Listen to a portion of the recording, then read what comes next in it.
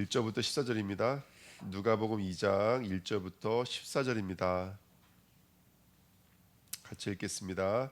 그때 가이사 아구도스가 영을 내려 천하로 다 호적하라 하였으니 이 호적은 구레뇨가 수리아 총독이 되었을 때에 처음 한 것이라. 모든 사람이 호적하러 각각 고향으로 돌아가매 요셉도 다윗의 집 족속이므로 갈릴리 나사렛 동네에서 유대를 향하여 베들레헴이라 하는 다윗의 동네로 그 약혼한 마리아와 함께 호적하러 올라가니 마리아가 이미 잉태하였더라. 거기 있을 그때에 해산할 날이 차서 첫 아들을 낳아 강보로 싸서 구유에 누였으니 이는 여관에 있을 곳이 없음이러라. 그 지역의 목자들이 밤에 밖에서 자기 양떼를 지키더니 주의 사자가 곁에 서서 주의 영광이 그들을 두루 비침에 크게 두려워하는지라. 천사가 이르되 무서워하지 말라. 보라, 내가 온 백성에게 미칠 큰 기쁨의 소식, 좋은 소식을 너희에게 전하노라. 오늘 다윗의 동네에 너희를 위하여 구주가 나셨으니 곧 그리스도 주시니라.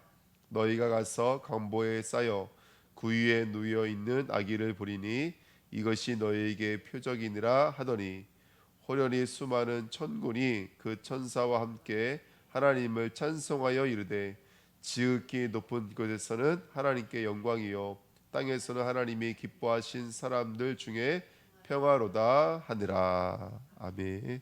기도하겠습니다. 하나님 감사합니다. 오늘도 하나님의 은혜를 구합니다. 귀한 말씀이 육신이 되어 다가오신 그 예수 그리스도를 오늘 우리 심령과 마음속에 담는 시간 되게 하시고 먹는 시간 되게 하시고 그 예수가 살이 되고 피가 되어져서 나를 초월하시는 하나님의 능력으로 그 힘으로 오늘도 우리에게 주어진 귀한 하나님의 천면소명을 감당하는 귀한 시간표 되도록 역사하여 주옵소서. 감사드리며 예수 그리스도의 이름으로 기도합나이다. 아멘. 우리 이번 주 성찬식 때 나눴던 말씀입니다. 교유에 누이신 성도의 양식이라는 말씀인데요. 절기가 축복인데 절기가 또 사단의 통로가 될 수가 있거든요. 절기라는 그 이름 때문에 사단의 통로가 될 수 있고, 우리 너무나 잘 아시다시피 이 절기가 하나의 어떤 지금은 예수 그리스도의 오심을 기념하는 날이기보다는 굉장히 세속화되어 있고 육신화되어져 있고 그 어떤 세상 문화화되어져 있어서 이 절기에 대한 참된 의미를 잊어버리기가 너무나 쉽거든요. 우리 절기는 어떤 의미고 어떤 하나님의 메시지가 있는지를 우리가 확인하면서 절기가 하나의 어떤 그 도그마가 되지 않도록 독단적인 어떤 심령과 사고가 되지 않고, 예를 들어서 옛날에 우리 제사 안 지내며 호적에 파버릴 거야. 이게 바로 도그마거든요. 그러니까 이게 우리 성탄절이 하나의 도그마가 되면 안 돼요. 성탄절에 대한 하나님의 의미, 하나님의 목적을 깨달아야지 성탄절이 성탄절이 되어지지, 그렇지 않고 그냥 절기 지키는 것으로 끝내버리면 아무 의미가 없습니다. 그래서 오히려 성탄절이 예수의 오심을 못 누리게 만드는 사단의 통로가 될 수가 있죠. 아이들 생각 속에, 부모님들 마음 속에, 성도님들 마음 속에 오늘 예수 그리스도 오신 그 절기에 대한 것들, 오해가 사라지고 이 하나님이 원하시는 복음을 찾는 절기가 되는 오늘 됐으면 좋겠습니다. 절기는 날이 아닙니다. 왜냐하면 날은 절대로 하나님을 담을 수가 없습니다. 하나님이 허락하신 그 10년간 마음속에만 하나님은 임재하시고 함께 하시는 줄 믿습니다. 그래서 절기를 통해서 우리가 영적 싸움 해야 될 것은 뭐냐면 날에 멈추게 만드는 거야. 영적 싸움 해야 돼요. 우리는 365일이 성탄절이 될 줄 믿습니다. 아니, 어떻게 보면은 매 순간 찰나 속에서도 성탄절이 되셔야 돼요. 예수님 찾아오셔야 돼요. 내 마음 속에, 내 생각 속에, 내 삶 속에, 내 업 속에 예수가 그리스도로 찾아오셔야 돼요. 오늘도 그리스도 주시느라 그랬거든요. 예수가 그리스도로 찾아오셔야 돼요. 선지자, 제자, 왕으로 찾아오셔야 되고, 그분이 주로 내게 찾아와 주셔야 돼요. 주인으로, 나의 주인으로, 나의 인도자로, 나의 하나님으로 오늘 찾아오셔야 될 줄 믿습니다. 그래서 도그마에 머물게 만드는 흑암의 권세가 완전히 떠나갔으면 좋겠습니다. 날에 머물게 만들잖아요. 그러면 이게 하나의 절기가 되면, 절기는 항상 이게 전통이 되고 관습이 돼버리거든요. 신앙의 관습이 돼버리면 얼마나 무섭습니까, 여러분들? 신앙은 살아계신 하나님과 나와의 관계인 줄 믿습니다. 그래서 이번 절기를 통해서 나를 위해 성육신하시고 이 땅에 오신 그 예수 그리스도, 그 안에 은혜와 진리가 가득하다고 했거든요. 정말 이번 성탄 명절이 저와 여러분에게 있어서 은혜와 진리로 가득 차고 있습니까? 아니면 곰고함과 여러 가지 문제와 사건으로 가득 차고 있습니까? 오늘 한번 질문해 보시면서 절기 속에 나는 누구인지, 나는 지금 어떤 영적인 상태를 갖고 있는지 점검하는 하나님의 은혜가 있었으면 좋겠습니다. 그래서 날에 머물게 만들고 외형과 형식에 머물게 만들고, 그 날과 외형과 형식으로는 절대로 그리스도를 담을 수 없습니다. 하나님이 본래 주신 의도와 목적을 깨달아야지만이 우리는 절기를 절기답게 지킬 수 있는 줄 믿습니다. 그러기 위해서는 다른 것들, 틀린 것들이 나가야 될 줄 믿습니다. 예수님은 착한 분이셔. 예수님은 사랑이 많은 분이셔. 예수님은 왜 아기의 모습으로 오셨냐면, 만약에 예수님이 왕의 모습으로 왔으면 그 왕을 독대하는 사람이 몇 명이나 있겠어요. 근데 아기의 모습으로 오셨으니까 누구든지 살아갈 수 있는 모습으로 오셨다는 거예요. 뭐 그것도 참 아름다운 메시지가 될 수 있지만, 우리 안에 성탄절에 대한 다른 개념들, 이게 떠나가야 됩니다. 그게 떠나가야지만이 진정한 성탄을 맞이할 수가 있어요. 아름답게 포장되어 있지만, 또 좋은 것으로 포장되어져 있지만 진리를 모르게 만드는 성탄절에 대한 의미가 완전히 사라지고 참된 성탄의 의미를 가져야 될 줄 믿습니다. 성탄에 대한 의미를 우리는 어떻게 받으셨죠? 이번에 말씀을 받으시면서 성탄 그리면 예수가 탄생하신 날이라 이렇게 우리가 이야기가 쉬운데요. 성탄은 예수가 탄생한 날이 아니라 예수가 오신 날인 줄 믿습니다. 그래서 역사 속에 오신 그리스도입니다. 그것도 역사 속에 오신 그리스도입니다. 왜 역사 속에 오셔야 되냐면, 그분이 하나님의 미랄로 오셔서 뭐 하시기 위해서요? 죽어야 돼요. 하나님의 미랄이 와서 그 미랄이 살아있으면 절대로 싹이 나지 않고 열매를 맺을 수 없습니다. 근데 그 하나님이 와서 죽어야 돼요. 율법으로 오셔서 자신을 찢으셔야 돼요. 하나의 제물로 오셔서, 어린 양으로 오셔서, 요한복음에 말씀하고 있는 것처럼 어린 양으로 오셔서 자신을 찢으셔야 돼요. 그래서 역사 속에 오신 그리스도는 자신을 찢으시기 위해서 오신 거예요. 죽기 위해 오신 거예요. 그 두 번째 오신 그리스도는 누구냐? 내 마음속에 오신 그리스도예요. 그 하나님의 미랄이 우리 마음속에 심겨지셔야 돼요. 그 제물이 나를 위해서 드려지는 제물이 되어져야 돼요. 그래서 궁극적으로 그 성탄의 진정한 의미는 역사 속에 오신 그리스도가 아니라 우리 마음속에 오신 그리스도가 되셔야 돼요. 그래서 나를 위해서 구약에 예표되어져 있던 모든 약속을, 궁극적으로는 십자가겠죠. 그 십자가 약속을 다 이루시고 부활하신 다음에 우리 안으로 들어오셔야, 성령으로 우리 안에 들어오셔야지 그때야 비로소 진정한 성탄의 의미가 이루어지는 줄 믿습니다. 성탄은 어떻게 보면은 우리 안에 들어오셔야 돼요. 궁극적인 목적지는 우리 마음인 줄 믿습니다. 그래서 완성된 복음으로 우리 안에 들어오시고자 하나님은 이 땅에 아기 예수의 몸으로 이 땅에 오신 줄 믿습니다. 그럼 그 아기 예수로 오신 그 표적은 우리에게 무엇을 말하고 있는지, 아까 우리가 말씀 나눴지만은 예수는 하나의 표적으로 오신 것이거든요. 근데 어떤 표적으로 오셨냐면 바로 그 표적이 그거예요. 바로 강보에 쌓여서 구유에 누워 있는 아기를 보니 이것이 너에게 뭐가 되라고요? 이게 표적이라고요. 그분이 바로 구유에 누워 있는 게 표적이라는 거예요. 그 표적은 여러 가지 표적이 있는데, 최고의 표적은 구약에는 만나고요, 신약에는 오이병이가 표적이 아닙니까? 먹는 표적이에요. 근데 일본에 보시면 구유는 그 가축들이 먹는 밥그릇이잖아요, 구유가. 근데 이 에부스라는 말, 구유라는 에부스라는 말이 먹이다, 이런 뜻이 있거든요. 그래서 이사야서 1장에 보면은 소도 누구를 안다 그래요? 그죠? 임자를 알아요. 자기를 먹이는 누구를 알아요? 주인을 알아요. 근데 누구는 몰라요? 우리를 먹이시는 하나님은 모른다고요. 지금 그러니까 우리가 이 성탄절을 통해서 지금 하나님은 계속해서 우리를 먹이고 계시는 거예요. 근데 소도 알아요. 짐승들도 안다고요. 그 표적의 역사가 누구를 뭘 말하는 건지 안다고요.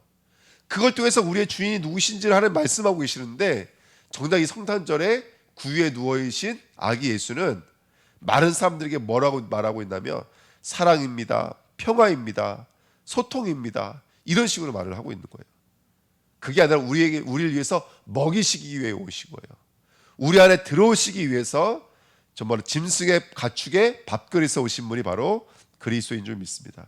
그래서 성경에 보시면 먹을거리는 창세기 1장부터 말하고 있죠. 27절, 28절, 29절에 보시면 하나님의 형상대로 만드시고 그들에게 복을 주시고 그들 뭘 약속하시냐면 씨 맺는 모든 채소와 씨 가진 모든 나무의 열매를 너희가 얼마든지 먹을 수 있다고 성경이 말하고 있습니다.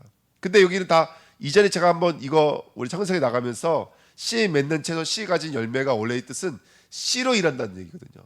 그러니까 하나님은 우리에게 뭔가 씨를 주시려고 하신다는 거예요. 그러니까 우리는 오늘도 씨를 먹어야 돼요. 근데 이 에덴에 있는 씨의 축복이 어떤 축복을 말하고 있는 거라면 수고하지 않고 은혜로 주어지는 건데 먹으면 죽지 않아요. 영원한 생명을 주는 거예요. 이게 바로 하나님이 우리에게 주고 싶은 예수 그리스도의 모습이에요. 그 예수 그리스도는 우리의 수고로 얻어지는 것이 아닙니다. 하나님의 은혜로 주어지는 것이에요. 근데 그 예수를 먹으면 영원한 생명을 얻게 되어지는 거예요.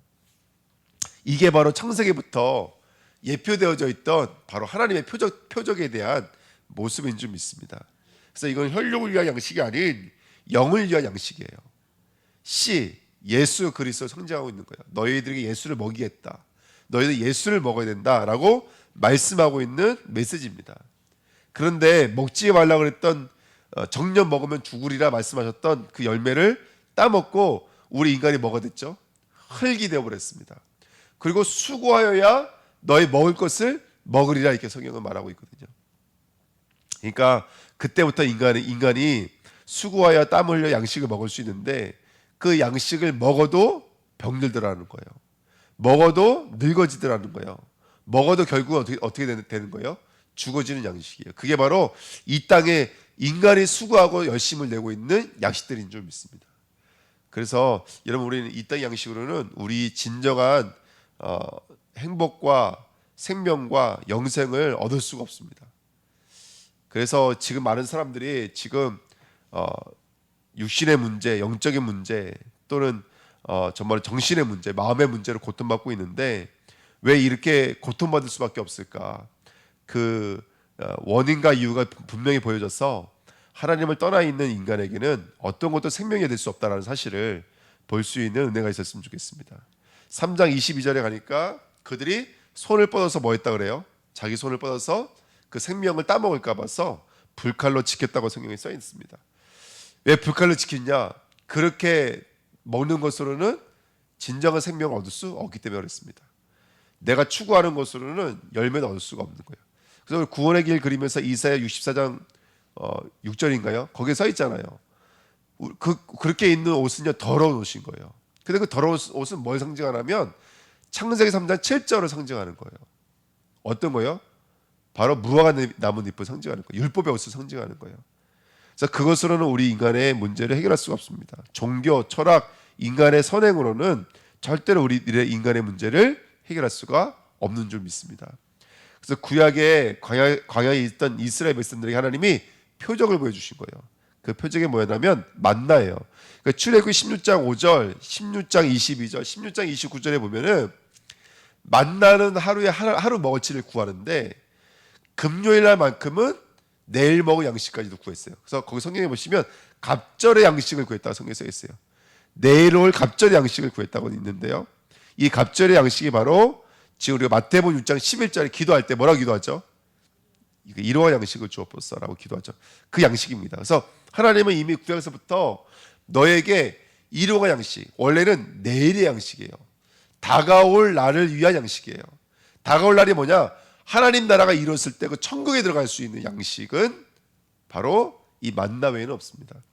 그래서 그 만나를 하나님은 표적으로 약속하셨어요. 그리고 그 표적으로 오신 예수 그리스도께서 이렇게 말씀하신 거예요. 요한복음 6장 한번 찾아보실까요? 요한복음 6장입니다.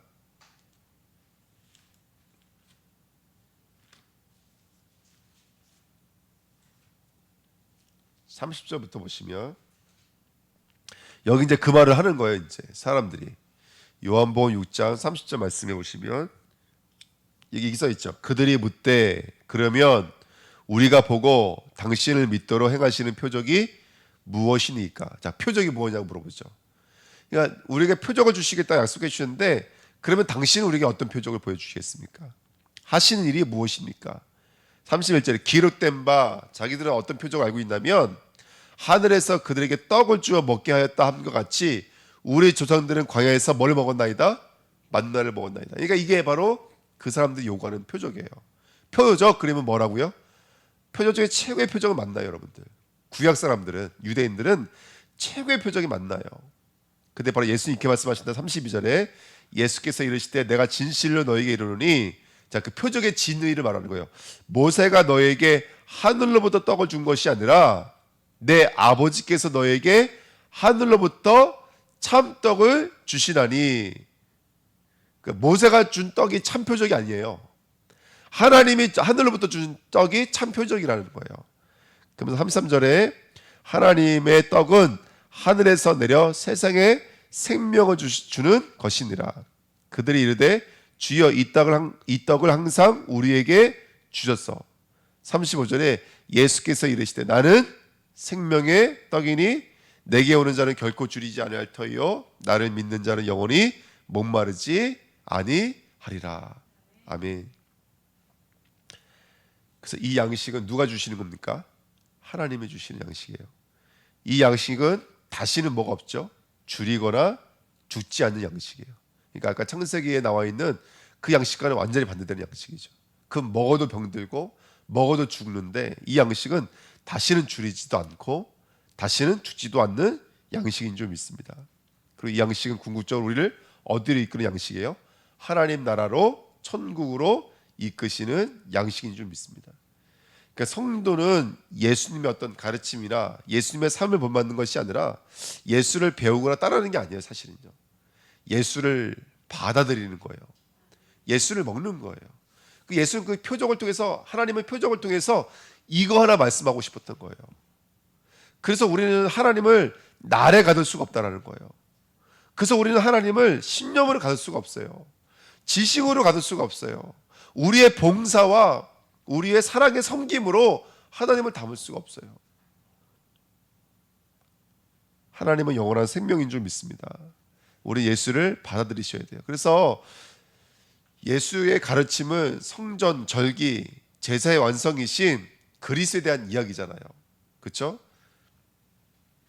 그래서 예수님은 성육신의 몸으로 이 땅에 오셨고 공생애와 십자가와 부활과 승천과 재림주로 오셔야 되는지를 이 양식을 통해서 우리에게 말씀하고 계시는 거예요. 궁극적으로 그 예수 그리스도의 모든 사역은 우리 안에서 완성되기 때문인 줄 믿습니다. 그래서 여러분, 표적 중에 표적은 바로 예수가 구유에 누이셨다는 거예요. 이게 표적 중에 표적인 거예요. 근데 우리는 예수가 아주 천하디 천한 곳으로 왔습니다. 예수가 누일 곳이 없어서 구유에 누였습니다. 뭐 이런 얘기를 많이 들었지만 정말 중요한 건 뭐냐면 예수가 드디어 우리의 먹을거리로 왔다는 사실을 우리가 바로 깨달아야 될 줄 믿습니다. 이제 진정한 씨가 오신 거예요. 우리를 다가올 하나님 나라로 이끄실 수 있는 생명으로 오신 분이 바로 그리스도인 것을 믿습니다. 그래서 이번 한 주간 우리 뭐 해야 될까요? 예수를 먹고 마셔야 됩니다. 계속해서 예수를 먹고 마시셔야 돼요. 썸밋학교는 뭐 하는 곳이냐? 우리 후대들에게 예수를 먹이는 곳이에요. 정말 예수를 먹이는 곳이에요. 우리 주은혜교회가 정말 예수를 먹이는 교회로 쓰임받는 축복된 교회가 됐으면 좋겠습니다. 네 번째입니다. 그래서 우리 선만찬과 성탄은 사실은요 가장 가까운 이 관계인 것 같아요. 성탄절에 가장 선만찬의 축복을 누려야 될 것이 바로 성탄절이기 아닌가 생각이 듭니다. 그래서 고린도전서 11장 23절 26절 한번 같이 읽으시면, 고린도전서 11장 23절 26절 같이 읽으실게요. 내가 너에게 전한 것은 주께 받은 것이니 곧 주 예수께서 잡히시던 밤에 떡을 가지사 축사하시고 떼어 이르시되 이것은 너희를 위하는 내 몸이니 이것을 행하여 나를 기념하라 하시고 식후에 또한 그와 같이 잔을 가지시고 이르시되 이 잔은 내 피로 세운 새 언약이니 이것을 행하여 마실 때마다 나를 기념하라 하였으니 너희가 이 떡을 먹으며 이 잔을 마실 때마다 주의 죽으심을 그가 오실 때까지 전하는 것이니라. 아멘. 여러분, 우리의 믿음은 우리 주일날 말씀드렸던 것처럼 우리는 가르침을 배우는 제자가 아니라 우리는 예수를 먹는 제자이고 예수를 받는 제자고 예수를 담는 제자인 줄 믿습니다. 그래서 역사 속에 오셨던 예수 그리스도가 그 구원의 모든 일들을 완성하셨기 때문에 그 완성하신 예수 그리스도가 이제는 성령으로 우리 안에 들어오셔야 될 줄 믿습니다. 아멘. 그래서 구약에 그렇지 가난한 사람들을 위해서, 약한 사람들을 위해서, 목자들을 위해서, 없는 사람들을 위해서, 그 사람들을 위해서 가난한 모습으로 오셨지, 벌거벗은 모습으로 오셨지. 그래서 우리의 모범이 되시지. 뭐 이런 식으로 이해할 것이 아니라 그 예수 그리스도는 구약의 모든 약속을 이루시려고 육신의 몸을 입고 이 땅에 오셔서 그분이 하나님이 그 본체 영광을 버리시고 죄 형상으로 오셔서 정말로 고난과 순환과 아픔과 죄와 저주를 다 담당해 내시고 십자가에서 자신의 살과 피를 다 찢으시고 죽으시고 그 죽음을 완성하시고 부활하셔서 성령으로 믿는 자 마음속에 들어오시기로 작정하신 줄 믿습니다. 성탄은 그 예수 그리스도가 우리 마음에 들어오는 날입니다. 성탄은 우리 마음에 들어오셔야 돼요. 그래서 종교, 절기, 외형, 형식에서 이제 완전히 벗어나서 예수를 인격적으로 만나고 경험하고 체험하고 누리는, 또 예수를 증거하는 축복된 인생이 바로 성탄에 임한 하나님의 복음인 줄 믿습니다. 그래서 이 복음으로 승리하시는 우리 주은혜교회 되시기를 예수님의 이름으로 축원드립니다. 기도하겠습니다. 하나님 감사합니다. 예수를 먹기를 원합니다. 예수를 담기를 원합니다. 예수를 받기를 원합니다. 우리 마음속에 들어오셔서 우리의 주인이 되어주시고 우리를 통치하시고 우리를 인도해 주셔서 하나님 나라의 귀한 주인공들로 무차별 쓰임 받도록 축복하여 주옵소서. 감사드리며 예수 그리스도의 이름으로 기도하옵나이다. 아멘.